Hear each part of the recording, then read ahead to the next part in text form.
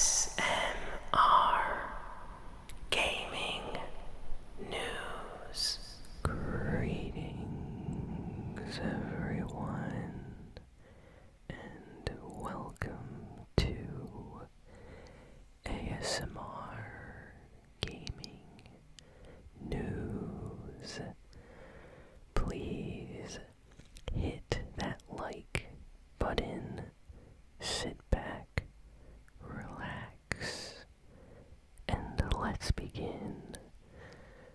So, we got some interesting video game news this week, mostly for the upcoming PlayStation 5 and Xbox Series X. They're coming out this month, so a lot of the news is about them. So first, we got some news about Fortnite, the next generation versions of Fortnite, and how it will, run and how the game will look. So, first, Epic Games put out like a statement basically discussing and talking about how we can expect better like visuals and graphics and things like that from Fortnite on the PlayStation 5 and Xbox Series X.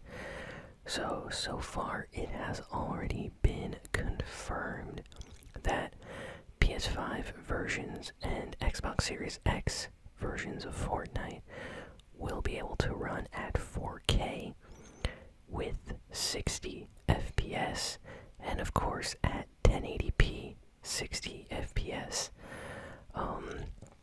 There will be a lot more like textures and enhancements, and including like in RTX and HDR shading support. So even though the game at launch on PS5 or Xbox Series X is going to be 60 FPS, the game is going to look very, very good compared to how it does on the PlayStation 4 or Xbox One currently.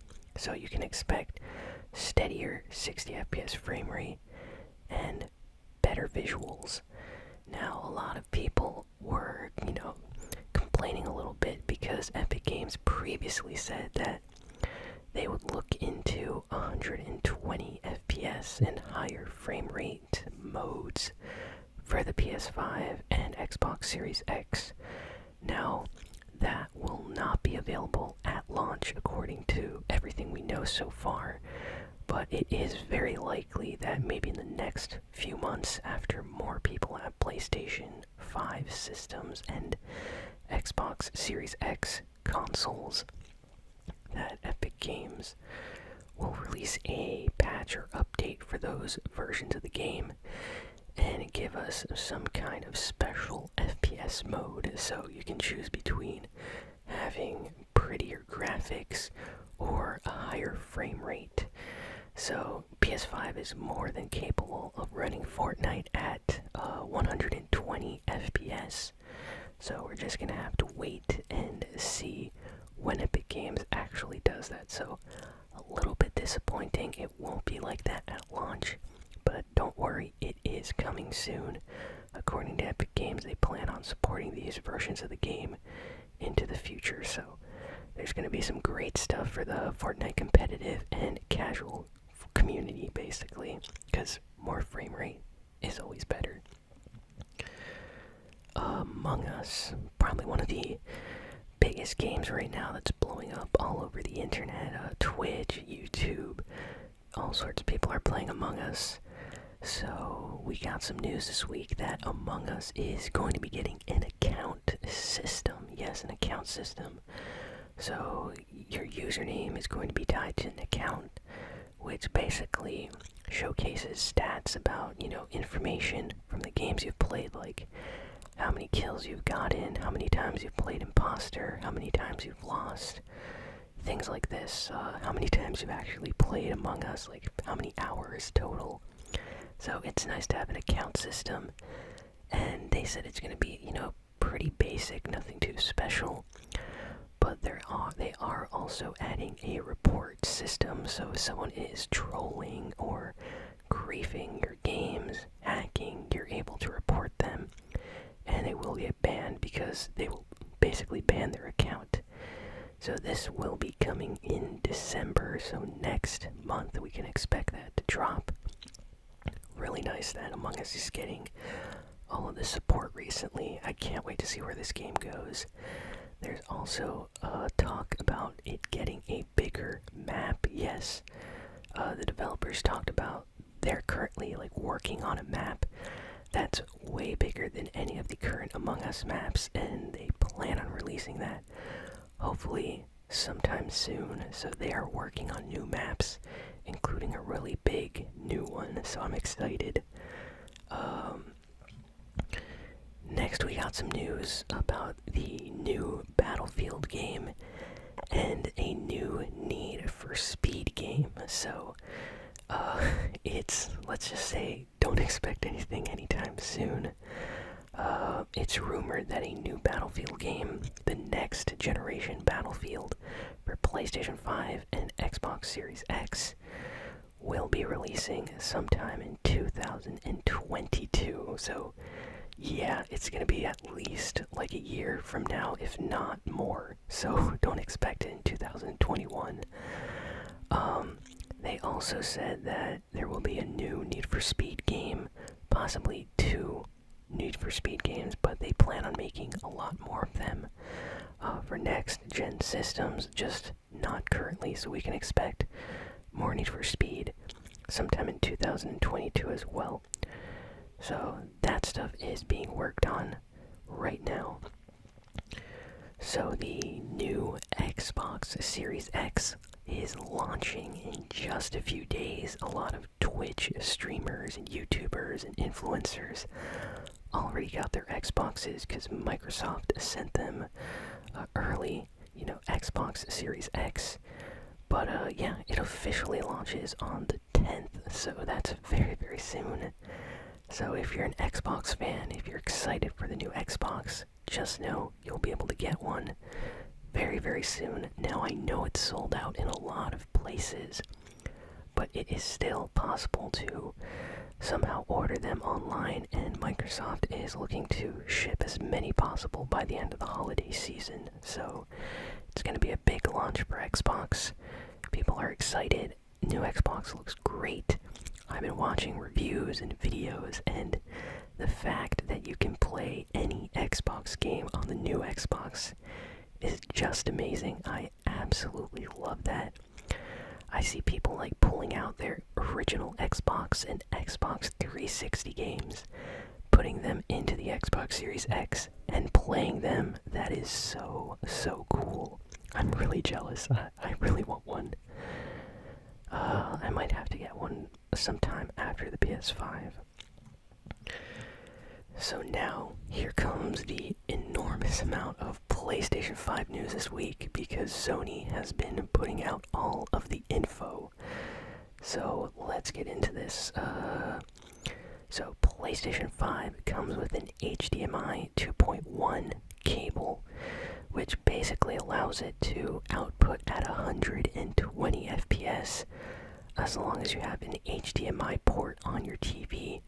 That is 2.1. So there are various HDMI ports. If you have an older TV, chances are it doesn't have a 2.1 port. But if it's a newer TV, it probably will come with a 2.1 cable or port for this cable. Lots of newer monitors support this as well. So this allows games to be output at 120 FPS, so you get the maximum refresh rate and FPS quality. So that's awesome that Sony includes an HDMI 2.1 cable. So that's really cool. People are really excited about that one. Next we got really crazy news. So Sony apparently is currently in negotiations about buying Crunchyroll. Last I heard, they were basically already at the final process of buying it. So by the time this video goes up, chances are Sony has bought Crunchyroll now. So what does that mean? That means Sony could potentially release console-specific apps for the PlayStation 5, showing the newest anime series and things like that, maybe linking it to PlayStation Plus if you get a PS Plus membership, and maybe you get Crunchyroll for free, stuff like that. This is gonna be awesome, and wow, I love anime, so I think we're gonna see really good things come from this, because Sony, PlayStation, Crunchyroll, all of that kind of working together, big things could happen in the future, so I see all sorts of collabs and things, so I'm happy. Oh, and for those that don't know, Crunchyroll is basically Netflix, but for anime. So if you watch a lot of anime, chances are you might have a Crunchyroll account. Next, we got news that Resident Evil Village on PlayStation 5 will have exclusive features that only the PS5 version will be able to utilize. The PlayStation 5 controller, the DualSense controller, has special haptic feedback that will fully be used in Resident Evil Village. So if you're a Resident Evil fan and you're on the fence between an Xbox and a PS5, I recommend going PS5, because it seems like Capcom has big plans for using the new controller and haptic feedback system, so can't wait to see how that looks. Next, we got some news for Gran Turismo 7. Apparently there has been a lot of leaks about this game releasing sometime soon on the PlayStation 5. So there was reportedly this ad that came out on YouTube announcing the release date for Gran Turismo 7. It was taken down, it's not up anymore. But fans quickly started, talking about this, that Sony might have an announcement very, very soon. So if you're a Gran Turismo fan, we might be getting the 7th game in the series, Gran Turismo 7, sometime in the near future. There's probably going to be some kind of announcement reveal for a release date. So can't wait for that. Great things are happening on PlayStation 5. Next, Warframe has been confirmed to be releasing on PlayStation 5 later this year. So I think it launches next month if I remember correctly, so December. But yeah, Warframe, this game came out on like PS4 near the launch of the system.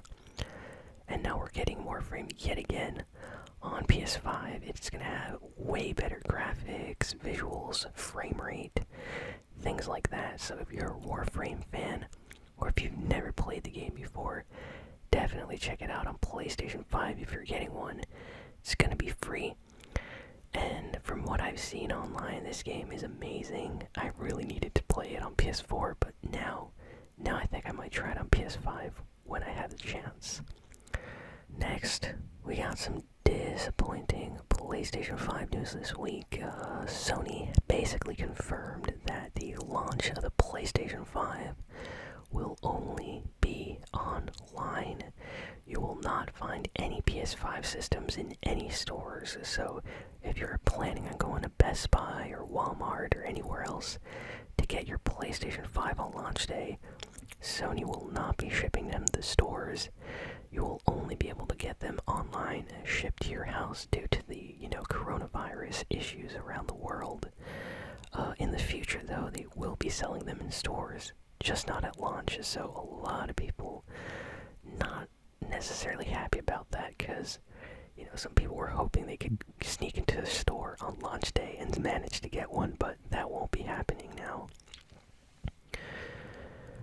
Next, we got even more news about the PlayStation 5. So the SSD storage inside the PS5, even though Sony said it can be upgraded at launch, it will not be upgradable. So you're gonna have to use that 1 terabyte of storage until Sony updates the PS5 and allows you to add another or a new SSD into it. So it's probably going to be updated in a few months or something, but not at launch. So be sure to, do proper space management in your PS5 so you don't run out of space. PS5 is going to have like special game preset settings, so if you like playing games on easy mode or in a certain language or with certain controls, you're going to be able to upgrade that in a preferred settings area. So every game you play will be on the easiest mode or the hardest mode, or just depending on what you set the settings to. So that's kind of useful if you want to just, pop in a game and have all the defaults already set for you. So that's nice. Sometimes it's annoying that you have to always change settings in games you play. We got a gameplay trailer for Destruction All-Stars PlayStation 5 game coming out next year, and it looks amazing. I really want to play this game. It looks like a lot of fun. Looks crazy. It's like a battle royale, car racing, car destruction derby style game. It's crazy, but it looks like a lot of fun. And lastly, PlayStation 5 is going to have some kind of special playtime tracker where it basically tracks the games you play and how long you've been playing games, and you'll be able to go on your friends' profiles and see that they've put 8,000 hours into Call of Duty Warzone or something like that. So you're going to be able to, check out your friends and see who's playing the most and what games they're playing a lot. It's kind of nice to keep track of your own games too, looking back and seeing how many hours you put into your favorite game. It's kind of cool. Next, we got some news about Capcom. Now, this is crazy. Capcom was caught up in a cyber attack. Their security system was compromised for their network at Capcom by some third party, and they stole about 1 terabyte of sensitive data before they, were found out, and the connection was closed. But right now, 1 terabyte of sensitive data was stolen from Capcom.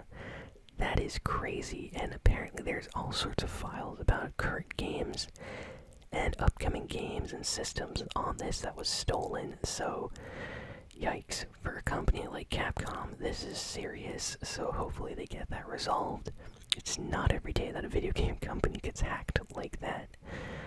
So I wonder who did it, or hopefully they find out and everything turns out okay. Because, wow, it'd be terrible if Resident Evil Village or something like that got, changed because someone hacked Capcom servers. So hopefully things get resolved this soon. And last piece of news, the recent Tony Hawk Pro Skater 1+2 collection game remaster that, came out recently. I love that game.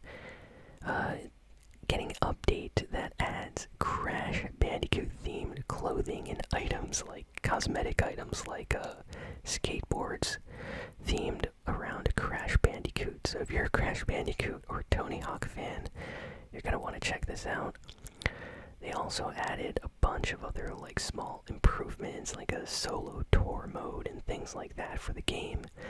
So I'm really happy to see Activision supporting this. Hopefully we get more updates in the future.